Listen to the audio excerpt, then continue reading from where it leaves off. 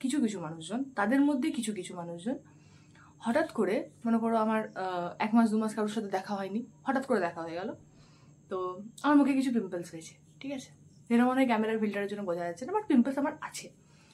তো সেটার জন্য হঠাৎ করে এমন করে বলবে, মানে তাদের মধ্যে, বাবা মানসী তোর মুখটা কিরকম হয়ে গেছে, কি সুন্দর মুখটা আগে ছিল।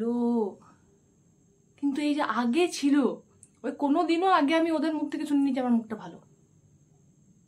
তখনও কিছু না কিছু নিয়ে বলতো, আর এখনো কিছু না কিছু নিয়ে বলছে, আর ইন ফিউচারও কিছু না কিছু নিয়ে বলবে। দ্য মেন থিং ইজ কি ওদেরকে কিছু না কিছু নিয়ে বলতেই হবে। তো আমার মুখে এত কিছু বেরিয়ে যায়, কিন্তু আমার স্কিন কেয়ার করতে ইচ্ছে করে না, আমার ল্যাদ লাগে।